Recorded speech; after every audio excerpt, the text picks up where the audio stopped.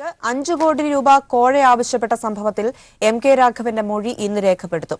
Kozhikode ACP വാഹിദാണ് മൊഴി രേഖപ്പെടുത്തുക. ആരോപണത്തിനു പിന്നിൽ CPIM ആണെന്ന കോൺഗ്രസ് പ്രചാരണത്തിനെതിരെ CPIM കോഴിക്കോട് ജില്ലാ നേതൃത്വം നിയമ നടപടിക്കൊരുങ്ങുന്നു. വിവരങ്ങളുമായി കുട്ടൻ ചേരുകയാണ്. കുട്ടൻ, വിശദാംശങ്ങൾ. പ്രിയ, 5 കോടി രൂപ കോഴ ആവശ്യപ്പെട്ട സംഭവത്തിലാണ് കോഴിക്കോട്ടെ സിറ്റിംഗ് MPയും UDFന്റെ സ്ഥാനാർത്ഥിയുമായ MK രാഘവനെതിരെ അന്വേഷണം നടക്കുന്നത്.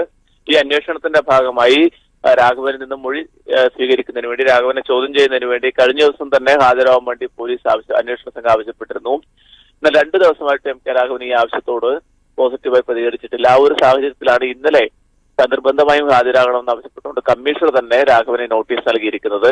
ഇതിന്റെ അടിസ്ഥാനത്തിൽ ഇന്നലെ രാത്രിയും ഇന്ന് രാവിലെയുമായി മൊഴിയെടുത്തും എന്നാണ് ആദ്യത്തെ ധാരണ ഉണ്ടായിരുന്നെങ്കിലും ഈ 2 സമയത്തും മൊഴിയെടുത്തിട്ടില്ല. MK രാഘവൻ തെരഞ്ഞെടുപ്പിന്റെ തിരക്ക് പറഞ്ഞുകൊണ്ട് ഇതിൽ നിന്ന് ഒഴിഞ്ഞു മാറുകയാണ്.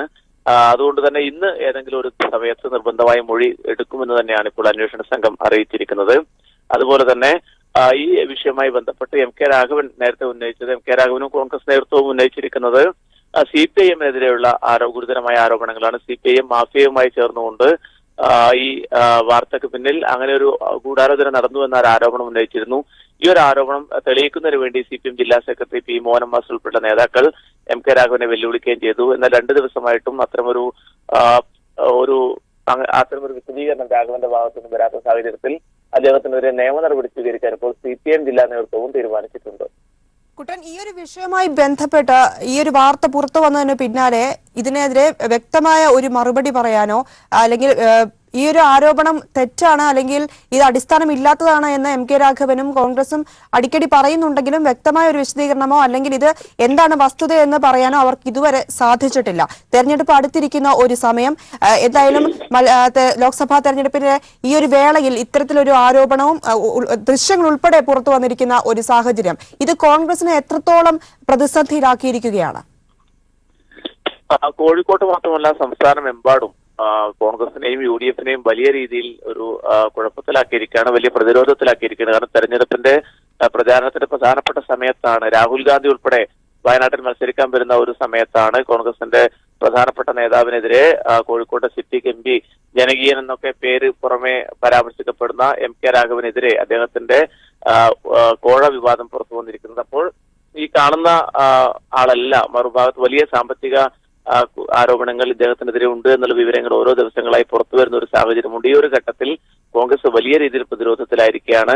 അതുകൊണ്ട് തന്നെയാണ് കോൺഗ്രസിന്റെയും UDFന്റെയും നേതാക്കളൊക്കെ ഈ കോഴ വാർത്തക്ക് പിന്നിൽ CPIM ആണ് എന്നുള്ള രാഷ്ട്രീയ ആരോപണം ഉന്നയിച്ചുകൊണ്ട് തടിതെടുക്കാൻ വേണ്ടി ശ്രമിക്കുന്നത്. ഈ കേസിന്റെ മെറിറ്റിലേക്ക് വരാൻ വേണ്ടി ഇതുവരെ ഒരു നേതാവും തയ്യാറായിട്ടില്ല. ഒരാളും, രമേശ് ചെന്നിത്തലയായാലും ഉമ്മൻചാണ്ടി ആയാലും ഇതുമായി ബന്ധപ്പെട്ട പ്രതികരണങ്ങൾ നടത്തുമ്പോഴൊന്നും തന്നെ രാഷ്ട്രീയപരമായി ഇതിനെ നേരിടാൻ തയ്യാറാവുന്നില്ല. അതായത് ഇതിന്റെ ഈ ആരോപണത്തെ സംബന്ധിച്ചുള്ള ഒരു തരത്തിലുള്ള വിശദീകരണം നൽകാനും UDF നേതാക്കൾ തയ്യാറാവുന്നില്ല. ഈ കോഴ ആവശ്യപ്പെട്ടത് രാഘവൻ തന്നെയാണ് എന്ന ദൃശ്യങ്ങളിൽ വ്യക്തമാണ്, അദ്ദേഹത്തിന്റെ ശബ്ദം വ്യക്തമാണ്. തെരഞ്ഞെടുപ്പ് കമ്മീഷൻ ഉൾപ്പെടെ ഇതുമായി ബന്ധപ്പെട്ട അന്വേഷണം നടത്തുകയും ചെയ്യുന്നുണ്ട്. ഈ ഒരു സാഹചര്യത്തിൽ തന്നെ ഇതിന്റെ മെറിറ്റിലേക്ക് കടക്കാതെ രാഷ്ട്രീയപരമായി CPIM ആണ് ഈ ഒരു വാർത്തക്ക് പിന്നിൽ എന്നുള്ള ആരോപണം മാത്രമാണ് കോൺഗ്രസ് ഉന്നയിച്ചിരിക്കുന്നത്. ഇവിടെ മറ്റൊരു പ്രധാനപ്പെട്ട വിഷയം, അണികളെ പോലും ഇവർക്ക് UDFനും കോൺഗ്രസിനും ഈ ഒരു വിഷയത്തിന്റെ സത്യാവസ്ഥ അല്ലെങ്കിൽ എന്താണ് ഇതെന്ന് ബോധ്യപ്പെടുത്താൻ കഴിയുന്നില്ല. അണികൾ പോലും ഈ ഒരു വിഷയത്തിൽ ഇപ്പോൾ വളരെയധികം പ്രതിഷേധത്തിലാണ്, അവർ ക്ഷുഭിതരാണ് എന്ന് മനസ്സിലാക്കാൻ സാധിക്കുന്നു. വോട്ടർമാർക്കിടയിൽ ഇതിന്റെ നിജസ്ഥിതി എന്താണ് എന്ന് വ്യക്തമാക്കാൻ സാധിക്കാത്തത് വോട്ടുകൾ പോലും കുറയാൻ ഉള്ള കാരണമാകുമെന്ന രീതിയിൽ ഉള്ള വിഷയങ്ങൾ ഇപ്പോൾ തന്നെ ചർച്ചയായിരിക്കുകയാണ്. അണികൾക്ക് ഇത് എത്രത്തോളം പ്രശ്നമുണ്ടാക്കിയിട്ടുണ്ട്? ഈ ഒരു സത്യാവസ്ഥ UDFനാവട്ടെ കോൺഗ്രസിനാവട്ടെ അണികളെ ബോധ്യപ്പെടുത്താൻ ഇപ്പോഴും സാധിക്കാത്തത് ഇവർക്ക് എത്രത്തോളം തിരിച്ചടി ഉണ്ടാക്കും? രാജ്യത്തെ പ്രധാനപ്പെട്ട ഒരു ദേശീയ ചാനലാണ് ഈ ഒരു സ്റ്റിംഗ് ഓപ്പറേഷൻ നടത്തി MK രാഘവൻ കോഴ ചോദിക്കുന്ന വിവരം പുറത്തുവിട്ടത്. അതുകൊണ്ട് തന്നെ അത് അതീവ ഗൗരവത്തോടു കൂടിയാണ് ജനങ്ങൾ നോക്കിക്കാണുന്നതും. UDFന് അവരുടെ അണികളെ പോലും പറഞ്ഞ് വിശ്വസിക്കാൻ പറ്റാത്ത രീതിയിലേക്ക് കാര്യങ്ങൾ മാറി മറിഞ്ഞിരിക്കുന്നു. ആദ്യഘട്ടത്തിൽ ഇത് മറ്റു ചില BJP ആണ് എന്നൊക്കെ ആരോപിച്ചു. പിറ്റേന്നാണ് CPIM-ന്റെ തലയിലേക്ക് ഈ ഒരു ആരോപണം UDF നേതാക്കൾ വെച്ചിരിക്കുന്നത്. പക്ഷെ അതിനുപോലും കൃത്യമായ രീതിയിൽ തെളിയിക്കാൻ പറ്റുന്ന ഒരു ആധികാരികമായ വസ്തുതയും കോൺഗ്രസിന്റെയോ UDFന്റെയോ നേതാക്കൾ ജനങ്ങൾക്ക് മുന്നിൽ അവതരിപ്പിക്കാൻ വേണ്ടി സാധിക്കുന്നില്ല, മാധ്യമങ്ങൾക്ക് മുന്നിൽ അവതരിപ്പിക്കാൻ വേണ്ടി സാധിക്കുന്നില്ല. അതുകൊണ്ട് തന്നെ നേതൃത്വവും അണികളും ഒരുപോലെ പ്രതിരോധത്തിലാവുന്ന ഒരു സാഹചര്യമാണ്. പ്രത്യേകിച്ച് കോഴിക്കോട് മണ്ഡലം കോഴിക്കോട് തിരിച്ചുപിടിക്കുന്നതിന് വേണ്ടി LDF വളരെ കൃത്യമായ രാഷ്ട്രീയ പ്രചാരണങ്ങൾ നടത്തുന്ന ഘട്ടത്തിലാണ് MK രാഘവനെതിരെ ഇത്തരമൊരു ആരോപണം കൂടി വന്നിരിക്കുന്നത്. അവിടെ LDF സ്ഥാനാർത്ഥി നിരവധിയായ വികസന പ്രവർത്തനങ്ങൾ കഴിഞ്ഞ 10-15 വർഷക്കാലം കോഴിക്കോട് നഗരത്തിൽ നടപ്പിലാക്കിയ ജനകീയ MLA ആയ A. പ്രദീപ് കുമാറാണ് LDFന്റെ സ്ഥാനാർത്ഥി. അതുകൊണ്ട് ആദ്യഘട്ടത്തിൽ തന്നെ MK രാഘവൻ ഈ ഒരു തെരഞ്ഞെടുപ്പ് രംഗത്ത് വിയർക്കുന്ന ഒരു സ്ഥിതിയാണ് ഉണ്ടായത്. അതിന്റെ കൂടെ ഈ ഒരു കോഴ ആരോപണം കൂടി വന്നതോടുകൂടി UDF ക്യാമ്പ് തീർത്തും പ്രതിരോധത്തിലായിരിക്കുകയാണ്. ദുർബലമായ പ്രചാരണ പ്രവർത്തനങ്ങളാണ് UDF നടത്തിക്കൊണ്ടിരിക്കുന്നത്. ശരി, 5 കോടി കോഴ ആരോപണത്തിൽ MK രാഘവന്റെ മൊഴി ഇന്ന് രേഖപ്പെടുത്തും. ACP ആണ് മൊഴി രേഖപ്പെടുത്തുക. വിശദാംശങ്ങളാണ് കുട്ടൻ നൽകിയത്. അതേസമയം കോഴയിലെ കുരുക്ക് അഴിക്കാനാകാതെ സംസ്ഥാന കോൺഗ്രസ് നേതൃത്വം പോകുമ്പോൾ തന്നെ ദേശീയ തലത്തിലും പ്രശ്നങ്ങൾ ഉണ്ടായിക്കൊണ്ടിരിക്കുന്ന ഒരു സാഹചര്യമാണ് ഉണ്ടായിരിക്കുന്നത്. മധ്യപ്രദേശ് മുഖ്യമന്ത്രി കമൽനാഥിന്റെ ബന്ധുക്കളുടെ വീടുകളിൽ ആദായനികുതി വകുപ്പിന്റെ റെയ്ഡ് നടക്കുന്നു. ഇൻഡോറും ഗോവയും ഉൾപ്പെടെ 50 ഇടങ്ങളിൽ റെയ്ഡ് തുടരുകയാണ്. പരിശോധന മുഖ്യമന്ത്രിയുടെ അനന്തിരവൻ റതുൽപുരി അടക്കമുള്ളവരുടെ വസതിയിൽ പുലർച്ചെ ആരംഭിച്ച പരിശോധന ഇപ്പോഴും തുടരുന്നു. വിവരങ്ങളുമായി സന്തോഷ് ചേരുകയാണ്. സന്തോഷ്, ഇപ്പോൾ കമൽനാഥിന്റെ ബന്ധുക്കളുടെ വീടുകളിൽ റെയ്ഡ് നടന്നിരിക്കുകയാണ്. എന്തടിസ്ഥാനത്തിലാണ് ഇപ്പോൾ ഇത്തരത്തിലൊരു റെയ്ഡ് നടന്നിരിക്കുന്നത്? എന്തെങ്കിലും രേഖകൾ പിടിച്ചെടുക്കാൻ സാധിച്ചിട്ടുണ്ടോ? പ്രിയ, കമൽനാഥിന്റെ ബന്ധുക്കളുടേതല്ല, കമൽനാഥിന്റെ ഓഫീസർ ഓൺ സ്പെഷ്യൽ ഡ്യൂട്ടി ഉദ്യോഗസ്ഥന്റെ വസതി അടക്കം 50 സ്ഥലങ്ങളിലാണ് ആദായ നികുതി വകുപ്പ് റെയ്ഡ് നടത്തിയിരിക്കുന്നത്. റെയ്ഡ് ഇന്ന് പുലർച്ചയോടുകൂടി ആരംഭിച്ചു. ഈ കമൽനാഥിന്റെ OSD കൂടാതെ വ്യവസായ പ്രമുഖരായ അതുൽപുരി കൂടാതെ മറ്റ് പ്രമുഖ ബിസിനസ് സ്ഥാപനങ്ങൾ അമര ഗ്രൂപ്പ്, മൊത്തദ് ബയർ തുടങ്ങിയവരുടെ സ്ഥാപനങ്ങളിലും റെയ്ഡുണ്ട്. ഇപ്പോൾ ഏറ്റവും അവസാനം ലഭിക്കുന്ന ഒരു പ്രകാരം മധ്യപ്രദേശിൽ തന്നെ 2 സ്ഥലങ്ങളിലാണ് ഭോപ്പാലിലും ഇൻഡോറിലും റെയ്ഡ് നടക്കുന്നത്. ഭോപ്പാലിലെ ഈ മധ്യപ്രദേശ് മുഖ്യമന്ത്രിയുടെ OSD ആയ പ്രവീൺ ഖക്കറിന്റെ ഭോപ്പാലിലെ വസതിയും അദ്ദേഹത്തിന്റെ തന്നെ ഇൻഡോറിലെ ഓഫീസിലും ഒരേ സമയം റെയ്ഡ് നടക്കുന്നുണ്ട്. ഇത് കൂടാതെയാണ് ഗോവയിലും ഡൽഹിയിലെ പല ഓഫീസുകളിലും റെയ്ഡ് നടക്കുന്നത്. ഡൽഹിയിലെ 35 സ്ഥലങ്ങളിലാണ് റെയ്ഡ് നടക്കുന്നതെന്നാണ് ആദായ നികുതി വകുപ്പ് അറിയിച്ചിരിക്കുന്നത്. ഗോവയിലും ഏകദേശം 15ഓളം സ്ഥലങ്ങളിൽ റെയ്ഡ് നടക്കുന്നുണ്ട്. ഇങ്ങനെ 300ഓളം ആദായ നികുതി വകുപ്പ് ഉദ്യോഗസ്ഥർ ഇതിൽ പങ്കെടുക്കുന്നു. ക്രമവിരുദ്ധമായി പണം സ്വരൂപിച്ച വ്യവസായ പ്രമുഖരെ ലക്ഷ്യമിട്ടാണ് റെയ്ഡ് എന്നാണ് അറിയാൻ കഴിയുന്നത്. ഏറ്റവും അവസാനം ഭോപ്പാലിലെ വ്യവസായ പ്രമുഖനായ പ്രതീക് ജോഷിയുടെ വസതിയിൽ നടത്തിയ റെയ്ഡിൽ നിന്നും കണക്കിൽപ്പെടാത്ത തുക ഇപ്പോൾ ആദായ നികുതി ഉദ്യോഗസ്ഥർ കണ്ടെടുത്തിട്ടുണ്ട്. അതിന്റെ ദൃശ്യങ്ങൾ അവർ ഇപ്പോൾ പുറത്ത് കാണിക്കുന്നുണ്ട്. അതായത് കാർഡ്ബോർഡ് പെട്ടികളിലും സൂട്ട് കേസുകളുമായി സൂക്ഷിച്ചിരുന്ന തുകകളാണ് ഇപ്പോൾ കണ്ടെത്തിയിരിക്കുന്നത്. അതേസമയം മധ്യപ്രദേശ് മുഖ്യമന്ത്രിയുടെ ഈ ഓഫീസർ ഓൺ സ്പെഷ്യൽ ഡ്യൂട്ടിയുടെ ആയ പ്രവീൺ ഖക്കറിന്റെ വസതിയിൽ നിന്നോ ഓഫീസിൽ നിന്നോ ഏതെങ്കിലും തരത്തിലുള്ള തുക കണ്ടെടുത്തത് സംബന്ധിച്ച് ആദായ നികുതി ഉദ്യോഗസ്ഥർ ഒന്നും ഇതുവരെ പറഞ്ഞിട്ടില്ല. സന്തോഷ്, ഈ തെരഞ്ഞെടുപ്പ് അടുത്തിരിക്കുന്ന സമയത്താണ് ഇത്തരത്തിൽ രാജ്യവ്യാപകമായി ആദായ നികുതി വകുപ്പ് റെയ്ഡ് നടത്തിക്കൊണ്ടിരിക്കുന്നത്. ഇത് വരും ദിവസങ്ങളിലും തുടരുക തന്നെ ചെയ്യുമെന്നാണോ മനസ്സിലാക്കാൻ സാധിക്കുന്നത്? അതാണ് ഏറ്റവും പ്രധാനപ്പെട്ട ഒരു വസ്തുത എന്ന് പറയുന്നത്. കാരണം തെരഞ്ഞെടുപ്പിന് ഇനി ഏകദേശം 5 ദിവസമേ ഉള്ളൂ, ആദ്യഘട്ട വോട്ടെടുപ്പിന്. അങ്ങനെ നിർണായകമായ ഒരു സമയത്താണ് ആദായ നികുതി വകുപ്പ് റെയ്ഡ് നടത്തുന്നത്. അതും പ്രത്യേകിച്ച് പ്രതിപക്ഷ കക്ഷികളുമായി ബന്ധമുള്ളവരുടെ വസതികളിലും ഓഫീസുകളുമാണ് റെയ്ഡ് എന്നതാണ് ശ്രദ്ധേയം. ഇപ്പോൾ റെയ്ഡിനായി ഇന്ന് ആദായ നികുതി വകുപ്പ് എത്തിയിരിക്കുന്ന വ്യവസായ പ്രമുഖരെ പരിശോധിച്ചാൽ മനസ്സിലാകും. പ്രത്യേകിച്ച് കോൺഗ്രസുമായിട്ടോ മറ്റ് പ്രാദേശിക കക്ഷികളുമായിട്ടോ അടുത്ത ബന്ധം പുലർത്തുന്നവരാണിവർ. ഇവരുടെ വസ്തുക്കൾ മാത്രം ലക്ഷ്യമിട്ടുകൊണ്ടുള്ള ഒരു റെയ്ഡാണ്. നമുക്കറിയാം ഇതൊരു രാഷ്ട്രീയ പശ്ചാത്തലം കൂടി ഇതിന് പിന്നിലുണ്ട്. നേരത്തെയും തന്നെ കേന്ദ്ര സർക്കാർ ഇത്തരം തെരഞ്ഞെടുപ്പ് അടുത്തിരിക്കുന്ന സമയത്തൊക്കെ പലപ്പോഴും പ്രതിപക്ഷ നേതൃനിരയെ വേട്ടയാടാൻ റെയ്ഡ് നടത്തിയിരുന്നു. കർണാടകയിലാണ് ഏറ്റവും അവസാനം കർണാടകയുടെ കോൺഗ്രസ് നേതാക്കളുടെ വസ്തുക്കളെല്ലാം തുടർച്ചയായി റെയ്ഡ് നടത്തി. ഉത്തർപ്രദേശിലും രാജസ്ഥാനിലും ഒക്കെ തെരഞ്ഞെടുപ്പിന്റെ സമയത്തൊക്കെ നമ്മൾ കണ്ടതാണ്. ഇപ്പോൾ ലോക്സഭാ തെരഞ്ഞെടുപ്പ്, അത് മധ്യപ്രദേശിൽ ഏറ്റവും നിർണായകമായ സംസ്ഥാനമാണ്. അവിടുത്തെ മുഖ്യമന്ത്രിയെ തന്നെ പ്രതിക്കൂട്ടിലാക്കുന്ന തരത്തിൽ റെയ്ഡ് നടത്തുന്നതിലൂടെ തെരഞ്ഞെടുപ്പിൽ ഒരു മേൽക്കൈ നേടാനുള്ള ശ്രമമാണ് കേന്ദ്ര സർക്കാർ ലക്ഷ്യമിടുന്നത്. ശരി, മധ്യപ്രദേശ് മുഖ്യമന്ത്രി കമൽനാഥിന്റെ ബന്ധുക്കളുടെ വീടുകളിൽ ആദായ നികുതി വകുപ്പിന്റെ റെയ്ഡ്. ഇൻഡോറും ഗോവയും ഉൾപ്പെടെ 50 ഇടങ്ങളിൽ റെയ്ഡ് തുടരുകയാണ്. പരിശോധന മുഖ്യമന്ത്രിയുടെ അനന്തിരവൻ റതുൽപുരി അടക്കമുള്ളവരുടെ വസതിയിൽ നടന്നിരിക്കുന്നു. പുലർച്ചെ ആരംഭിച്ച പരിശോധന ഇപ്പോഴും തുടരുകയാണ്. വിവരങ്ങളാണ് സന്തോഷ് സർലിംഗ് ദില്ലിയിൽ നിന്നും നൽകിയത്. മറ്റു വാർത്തകളിലേക്ക്. RSPക്ക് ഇരട്ട മുഖമെന്ന് CPIM general secretary Sitaram Yechury. ബംഗാളിൽ RSP ഇടതുപക്ഷത്തിനൊപ്പമാണ്, കേരളത്തിൽ ഇടതിന് എതിരാണ്. ഇരട്ട നിലപാടിൽ വിശദീകരണം നൽകേണ്ടത് RSPയാണ്. RSPയുടെ ഇരട്ട മുഖമാണ് പുറത്തുവന്നത്. UDFനെതിരെയാണ് കേരളത്തിൽ ഇടതുപക്ഷത്തിന്റെ പ്രചാരണമെന്നും Sitaram Yechury. RSP, everybody knows, has got one stand in Kerala, where it is with the UDF. They betrayed the LDF and went to the UDF.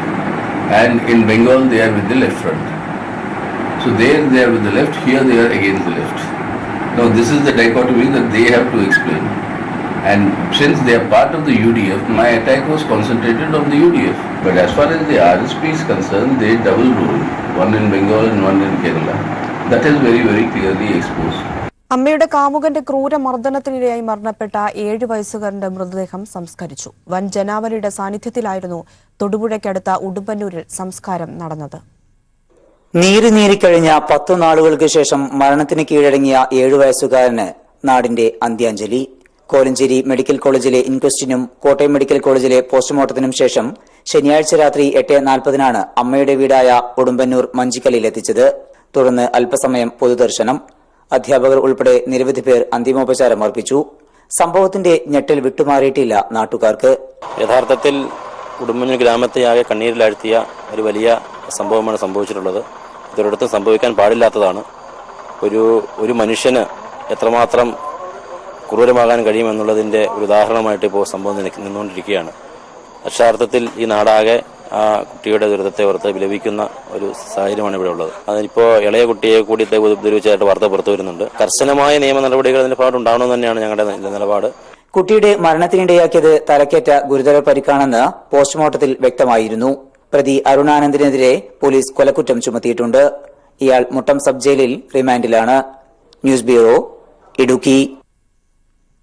5 വർഷം കൊണ്ട് രാജ്യത്തെ തകർത്ത മോദി ഭരണത്തെ ഓർമ്മിച്ചുകൊണ്ട് വേണം ജനം പോളിംഗ് ബൂത്തിലെത്താനെന്ന് പ്രശസ്ത കർണാടിക് സംഗീതജ്ഞൻ TM കൃഷ്ണ. പ്രധാനമന്ത്രിയുടെ വാക്കുകൾ വർഗീയ ചേരിതിരിവിന് കാരണമായെന്നും കൃഷ്ണ കൈരളി പീപ്പിളിനോട് പറഞ്ഞു. രാഹുൽ ഗാന്ധി കർണാടകത്തിൽ മത്സരിക്കണമായിരുന്നുവെന്നും TM കൃഷ്ണ വ്യക്തമാക്കി. കർണാടിക് സംഗീത പ്രതിഭ TM കൃഷ്ണ ദില്ലിയിൽ വെച്ചാണ് കൈരളി പീപ്പിളിനോട് മനസ്സ് തുറന്നത്. 5 വർഷത്തെ മോദി ഭരണം സാംസ്കാരികമായും സാമൂഹ്യമായും രാജ്യത്തെ തകർത്തുകളഞ്ഞുവെന്ന വിഷമം പങ്കുവച്ച കൃഷ്ണ ഇക്കാര്യത്തിൽ വോട്ടർമാർക്ക് മുന്നിൽ വയ്ക്കുന്ന നിർദ്ദേശം ഇതാണ്. My only request to every voter is think of what has happened to all these people. Please think of how many people have died. Please see how much anger there is. You know, the very fact there is so much anger in us. 4-5 years of the present government is going to culturally and socially destroy this country. And there is enough proof in the last 5 years that it's dangerous. വർഗീയമായും രാഷ്ട്രീയമായും രാജ്യം ചേരിതിരിഞ്ഞു പോരാടി.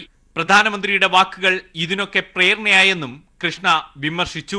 The speeches given by everybody from the Prime Minister downwards has instigated this attitude. Then what happens is that people with violent thoughts think they can do what they want. And that we have seen repeatedly across this country in India. Rahul Gandhi കേരളത്തിലല്ല കർണാടകയിലാണ് മത്സരിക്കേണ്ടിയിരുന്നതെന്നും Krishna വ്യക്തമാക്കി. I don't understand it as yet why I would have preferred if he had taken Karnataka where he is needed. നെഞ്ചുക്ക് നീതിയും തോളുക്ക് വാളും നിറൈந்த ചുടർ മണിപോൻ കർണാടിക് സംഗീത രംഗത്ത് തന്റെ വ്യക്തിമുദ്ര പതിപ്പിക്കുമ്പോഴും രാജ്യത്തിന്റെ ഇപ്പോഴത്തെ പോക്കിൽ ആശങ്കാകുലനാണ് പ്രേക്ഷകരുടെ പ്രിയപ്പെട്ട TM. Santhosh സർലിംഗ്, news bureau, Delhi.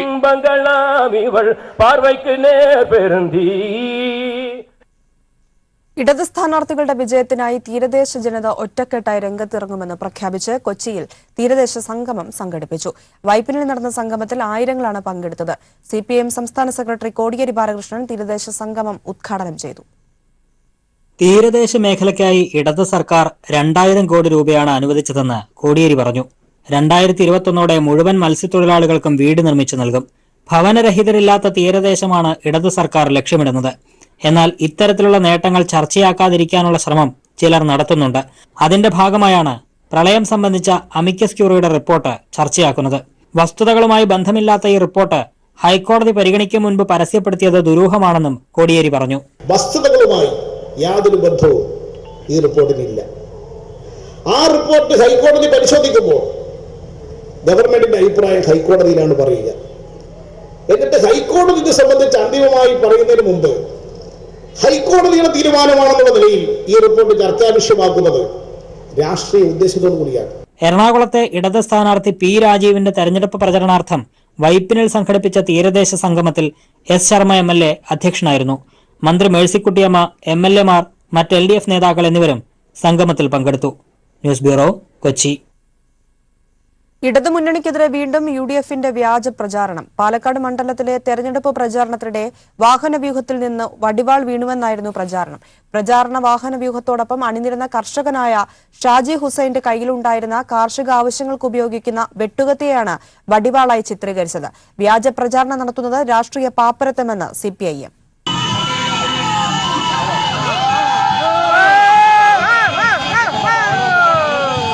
ഈ ദൃശ്യങ്ങൾ ഉപയോഗിച്ചാണ് പ്രചാരണ വാഹന വ്യൂഹത്തിൽ നിന്ന് വടിവാൾ റോഡിൽ വീണെന്ന് വ്യാജ പ്രചാരണം നടത്തിയത്. പത്ര, ദൃശ്യമാധ്യമങ്ങളും സമൂഹമാധ്യമങ്ങളും വ്യാജ പ്രചാരണം ഏറ്റെടുത്തു. എന്നാൽ വസ്തുത ഇതാണ്. ഇത് കോണിക്കഴിയിലെ കർഷകനായ ഷാജി ഹുസൈൻ. പ്രചാരണ വാഹന വ്യൂഹത്തിൽ നിന്ന് മറിഞ്ഞു വീണ വാഹനമോടിച്ചിരുന്നയാൾ വടിവാളെന്ന് പ്രചരിപ്പിച്ചത് ഷാജിയുടെ കയ്യിലുള്ള കാർഷികാവശ്യങ്ങൾക്ക് ഉപയോഗിക്കുന്ന ഈ വെട്ടുകത്തിയെയാണ്. കഴിഞ്ഞ ദിവസം വൈകുന്നേരം കൃഷിയിടത്തിൽ നിന്ന് ഷാജി വാഴക്കുല വെട്ടി പതിവായി നൽകുന്ന കടയിൽ നൽകി. സ്ഥാനാർത്ഥിയുടെ സ്വീകരണ പരിപാടിയുടെ സമയമായതിനാൽ വസ്ത്രം മാറാതെ വെട്ടുകത്തി സ്കൂട്ടറിന്റെ മുന്നിൽ വെച്ച് നേരെ സ്വീകരണ സ്ഥലത്തെത്തുകയായിരുന്നു. ചോലപ്പാടത്തെത്തുന്ന് പറഞ്ഞപ്പോൾ ഞാൻ ഇവിടുന്ന് വേഗം സാധനം കയറ്റി അവിടെ ഇറക്കി. ഈ സാധനം ഞാൻ വീട്ടിൽ വെക്കാൻ നിന്നില്ല. സാധനം അവിടെ വെച്ചിട്ട് എൻ്റെ വണ്ടിൻ്റെ ഇടയിൽ ഇതിൽ നിന്ന് താഴത്തന്നെ വെച്ചു. ശരിയായിട്ട് ഞാനത് വണ്ടിയിൽ എല്ലാവരും കൊണ്ടുപോകണ കാണുന്നുണ്ട്. എൻ്റെ മുമ്പിലുള്ള വണ്ടി അതൊന്ന് ചവിട്ടെ എന്തോന്ന് അപ്പം ഞാൻ ബ്രേക്ക് പിടിച്ചാ. സ്കൂട്ടിയാണ് മറ്റേത് ഡിയോൻ്റെ. അങ്ങനെയാണ് മറിഞ്ഞപ്പോൾ ഈ സാധനമാണ് മറിഞ്ഞു. വൈകുന്നേരം ഷാജി വാഴക്കുല കടയിൽ നൽകിയെന്ന് കടക്കാരൻ സെയ്തലവിയും പറഞ്ഞു. അവന് വാഴക്കുലയായിട്ട് വന്നു. നമുക്ക് സ്ഥിരം കൊണ്ടുവന്ന് തരാറുള്ളതാണ്. എല്ലാ പ്രാവശ്യവും നമുക്ക് ഡെയിലി കൊണ്ടുവന്നു തരാം. അപ്പം ഞാൻ ഇന്നലെ വിളിച്ചപ്പോൾ അവൻ കാലിൽ പറഞ്ഞപ്പോൾ ഒരു പോലെ കൊണ്ടുവന്നു തന്നു. ഞാൻ കൊണ്ടുവന്നു അവന് അപ്പം തന്നെ വണ്ടിയിൽ പോവുകയും ചെയ്തു. അതുണ്ടായിരുന്നു. വാഴക്കുല വെട്ടി വരുമ്പോൾ അവൻ എപ്പോഴും അതുകൊണ്ടാണ് വരാറ്. തിരഞ്ഞെടുപ്പ് സമയത്ത് വ്യാജ പ്രചാരണങ്ങളിലൂടെ നേട്ടമുണ്ടാക്കാൻ ശ്രമിക്കുന്നത് UDF-ന്റെ രാഷ്ട്രീയ പാപ്പരത്തമാണെന്ന് CPIM ജില്ലാ സെക്രട്ടറി CK രാജേന്ദ്രൻ പറഞ്ഞു. വ്യാജ പ്രചരണമാണ് ഇപ്പോൾ നടത്തിക്കൊണ്ടിരിക്കുന്ന എല്ലാ പ്രചരണങ്ങളും ഇങ്ങനെയാണ്. ഏതെങ്കിലും ഒരു വാക്ക് വീണ് കിട്ടിയാൽ അത് പ്രചരിപ്പിച്ചുകൊണ്ട് യഥാർത്ഥത്തിലുള്ള രാഷ്ട്രീയ പ്രശ്നങ്ങളിൽ നിന്ന് ഒളിച്ചോടുകയാണ് UDF-ഉം BJP-യും ഒക്കെ ചെയ്തുകൊണ്ടിരിക്കുന്നത്. വേറൊന്നും അവർക്ക് പറയാനില്ല ഈ തെരഞ്ഞെടുപ്പിൽ. അപ്പോൾ ഇത്തരം കാര്യങ്ങൾ എവിടെയെങ്കിലും കിട്ടിയാൽ അത് ചർച്ചയാക്കുക.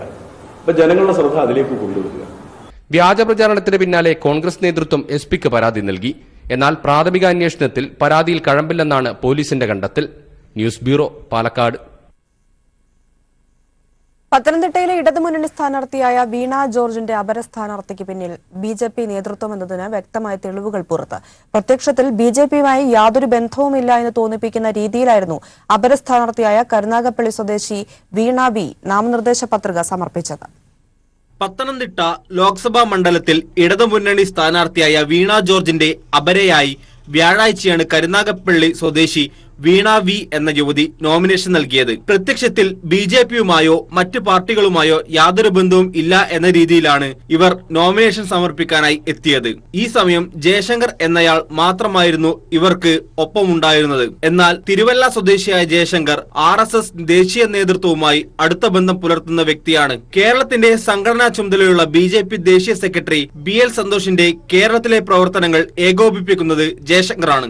മീനാക്ഷി ലേഖി MP, കുമ്മനം രാജശേഖരൻ തുടങ്ങിയ BJP നേതാക്കളുടെയെല്ലാം അടുപ്പക്കാരൻ കൂടിയാണ് ജയശങ്കർ എന്ന് വ്യക്തമായ തെളിവുകളും ഇതോടൊപ്പം പുറത്തുവന്നു. ഇതിനിടയിൽ സൂക്ഷ്മ പരിശോധനാ സമയത്ത് അപര സ്ഥാനാർത്ഥിയുടെ പത്രികയുടെ മേൽ LDF പ്രതിനിധികൾ തടസ്സവാദങ്ങൾ ഉന്നയിച്ചിരുന്നുവെങ്കിലും കലക്ടർ വീണ്ടും ശനിയാഴ്ച ഈ വാദം പുനഃപരിശോധിച്ച് പത്രിക അംഗീകരിക്കുകയും ചെയ്തിട്ടുണ്ട്. ഇടതുമുന്നണി സ്ഥാനാർത്ഥിയായ വീണ ജോർജിനെതിരെ രാഷ്ട്രീയമോ വികസനമോ പറഞ്ഞ് ജനങ്ങളെയോ ഈ തെരഞ്ഞെടുപ്പിനെയോ അഭിമുഖീകരിക്കാൻ സാധിക്കില്ല എന്ന തിരിച്ചറിവാണ് BJP നേതൃത്വത്തെ ഇത്തരം തരം താണ പ്രവൃത്തിയിലേക്ക് എത്തിച്ചതെന്ന വിലയിരുത്തലിലാണ് പത്തനംതിട്ട ലോക്സഭാ മണ്ഡലത്തിലെ ജനങ്ങൾ. News bureau, Pathanamthitta.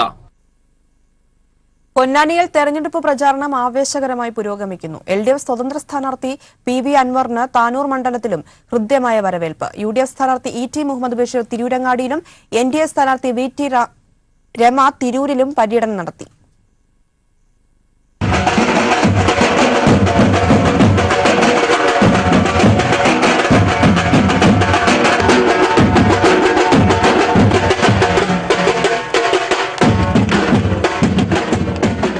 പൊന്നാനിയിൽ കൊണ്ടുപിടിച്ച പ്രചരണത്തിലാണ് ഇടതു വലതു മുന്നണികൾ. കൊടും ചൂടിലും പരമാവധി വോട്ടർമാരെ നേരിൽ കാണാനുള്ള ശ്രമത്തിലാണ് സ്ഥാനാർത്ഥികൾ. LDF സ്വതന്ത്ര സ്ഥാനാർത്ഥി PV അൻവർ ശനിയാഴ്ച താനൂർ മണ്ഡലത്തിൽ പര്യടനം നടത്തി. രാവിലെ ചക്രമൂലിൽ നിന്നാരംഭിച്ച PV അൻവറിന്റെ പര്യടനം രാത്രി കണ്ണന്തളിയിൽ അവസാനിച്ചു.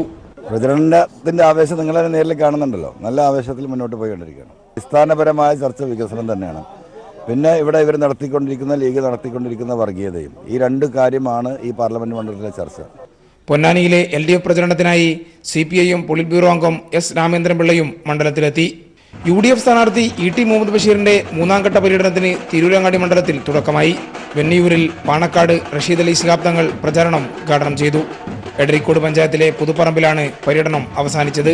നല്ല പ്രതീക്ഷയോടുകൂടി മുന്നോട്ട് പോവുകയാണ്. കൂടുതൽ നല്ല തിളക്കമാർന്ന വിജയം ഈ പ്രാവശ്യം ഇവിടെ UDF ഉണ്ടാകും എന്ന് തന്നെയാണ് പ്രതീക്ഷ. ഓരോ പ്രദേശത്തും ഞങ്ങൾ ചെയ്തിട്ടുള്ള ധാരാളം വികസന പ്രവർത്തനങ്ങളുണ്ട്. മാത്രമല്ല ഞങ്ങൾ ഇതെല്ലാം തന്നെ ഞങ്ങൾ പബ്ലിഷ് ചെയ്യുന്നു. NDA സ്ഥാനാർത്ഥി VT രമയും പ്രചരണ രംഗത്ത് സജീവമാണ്. ശനിയാഴ്ച തിരൂർ മണ്ഡലത്തിലെ തിരുനാവായിൽ നിന്നാരംഭിച്ച പര്യടനം അമ്പലക്കുളങ്ങരയിലാണ് സമാപിച്ചത്. UDF കുത്തക അവസാനിപ്പിക്കാൻ വികസനം പ്രധാന ചർച്ചയാക്കുകയാണ് പൊന്നാനിയിൽ LDF. എന്നാൽ മണ്ഡലം കൈവിടില്ലെന്ന് UDF പറയുന്നു. പരമാവധി വോട്ടുകൾ പെട്ടിയിലാക്കാനുള്ള ശ്രമത്തിലാണ് NDA. പൊന്നാനിയിൽ നിന്നും AK ലതീഷ്. 1999 ലോക്സഭാ തെരഞ്ഞെടുപ്പ് കാലത്തെ തിരുവോണ ദിവസത്തെ നടുക്കുന്ന ഓർമ്മകളിലാണ് P ജയരാജന്റെ ഭാര്യ യമുന. അന്നാണ് സംഘം ചേർന്നെത്തിയ RSS പ്രവർത്തകർ കിഴക്കേ കതിരൂരിലെ വീടിനകത്തിട്ട് P ജയരാജനെ വെട്ടിയരിഞ്ഞത്. 20 വർഷങ്ങൾക്ക് മുമ്പ് ഒരു തിരുവോണ ദിവസമാണ് P ജയരാജനെ RSS പ്രവർത്തകർ വീട്ടിൽ കയറി വെട്ടിയരിഞ്ഞത്. ആ ദിവസത്തിന്റെ നടുക്കത്തിലാണ് ഇന്നും അദ്ദേഹത്തിന്റെ ഭാര്യ യമുന. 1999 ലോക്സഭാ തെരഞ്ഞെടുപ്പിൽ LDFന്റെ വടകര മണ്ഡലം സെക്രട്ടറിയായിരുന്നു CPIM സംസ്ഥാന സമിതി അംഗമായ P ജയരാജൻ. ആഗസ്റ്റ് 25 തിരുവോണ ദിവസം വീട്ടുകാരോടൊപ്പം ഓണസദ്യ കഴിക്കാനായി കിഴക്കേ കതിരൂരിലെ വീട്ടിലേക്ക് എത്തിയതായിരുന്നു P ജയരാജൻ. വൈകിട്ട് 5 മണിയോടെയായിരുന്നു RSS പ്രവർത്തകർ ബോംബും വാളും മഴുവും ഉൾപ്പെടെയുള്ള മാരകായുധങ്ങളുമായി ഇരച്ചെത്തിയത്. ബോംബെറിഞ്ഞ് ഭീകരാന്തരീക്ഷം സൃഷ്ടിച്ച ശേഷം P ജയരാജനെ വെട്ടിനുറുക്കി. മരിച്ചെന്ന് കരുതിയാണ് സംഘം തിരിച്ചുപോയത്. ഭാര്യ യമുനയുടെ മനസാന്നിധ്യം കൈവിടാതെയുള്ള ഇടപെടൽ കൊണ്ടാണ് ജയരാജനെ പെട്ടെന്ന് ആശുപത്രിയിലെത്തിച്ചതും ജീവൻ രക്ഷിക്കാനായതും. ആ ദിവസത്തെക്കുറിച്ച് ആലോചിക്കുമ്പോൾ യമുനയുടെ മനസ്സിൽ ഇന്നും ഞെട്ടലാണ്. നല്ല പുകയുള്ള ബോംബുകൾ, പിന്നെ ഭയങ്കര സൗണ്ട്. അപ്പോൾ ഈ ഒച്ച കേട്ടിട്ട് ആളുകൾ ഓടി വരുന്നുണ്ട്. പക്ഷെ അവർ നല്ല ശക്തിയിൽ വാതിൽ വലിച്ചടച്ചത് കൊണ്ട് തന്നെ ആളുകൾക്ക് പെട്ടെന്ന് അകത്തേക്ക് കയറാൻ പറ്റുന്നില്ല. അപ്പം ഞാൻ എങ്ങനെയോ ആ വാതിൽ, ഫ്രണ്ടിലുള്ള വാതിൽ തുറന്നു. അപ്പോഴത്തേക്ക് ജയരാജൻ എങ്ങനെയോ വെലിഞ്ഞ് ഉള്ളിലെ ബാത്റൂമിൽ കയറി അടച്ചു. അപ്പം ഈ ക്ലോസറ്റിൻ്റെ മേലെ ഇരുന്നിട്ടാണ് ഞാൻ കാണുന്നത്. അപ്പോൾ ഞാൻ ഈ ബെഡ്ഷീറ്റൊക്കെ വാരി വയറിനൊക്കെ കെട്ടിവെച്ചു. പക്ഷേ ഈ ചോരയായതുകൊണ്ട് എവിടെയാണ് മുറിവ് എന്താണെന്നും നമുക്ക് മനസ്സിലാകുന്നില്ല. പിറ്റേന്നാണ് നമ്മൾ അകത്തുനിന്ന് ഒരു പെരുവിരൽ കാണുന്നത്. അതും പിറ്റേന്ന് ഞാൻ തന്നെ അതും കണ്ടത്. അസാമാന്യമായ ഇച്ഛാശക്തി കൊണ്ട് മരണത്തെ തോൽപ്പിച്ച് ജീവിതത്തിലേക്ക് തിരിച്ചു വന്നെങ്കിലും ശാരീരിക അവശതകൾ ഇന്നും ജയരാജനെ വേട്ടയാടുന്നു. കൃത്യമായി സ്വന്തം ആവശ്യങ്ങൾ നിർവഹിക്കാൻ പറ്റാത്ത അവസ്ഥ ഇപ്പോഴും തുടരുകയാണ്. നേരത്തെയൊക്കെ വീട്ടിലുള്ള സമയത്ത് ഞാൻ വാരി കൊടുക്കുമായിരുന്നു. നമുക്കറിയാം, നമ്മളൊക്കെ ഒരു അസുഖം വന്നു കഴിഞ്ഞാൽ സ്പൂൺ കൊണ്ട് ഭക്ഷണം കഴിച്ചാൽ നമ്മൾ ഭക്ഷണം കഴിച്ചൊരു ഫീൽ കിട്ടില്ല. ഇപ്പം അതൊരു ശീലമായി മാറി സ്പൂൺ കൊണ്ട് ഭക്ഷണം കഴിക്കുക. ഇത്രയും ഭീകരമായ അക്രമങ്ങൾക്കിരയായ P ജയരാജനാണ് അക്രമകാരിയെന്ന് രാഷ്ട്രീയ എതിരാളികൾ പ്രചരിപ്പിക്കുമ്പോഴുണ്ടാവുന്ന മനോവേദനയും യമുന പങ്കുവച്ചു. ക്യാമറമാൻ അനിൽ കല്യാശ്ശേരിക്കൊപ്പം PV കുട്ടൻ.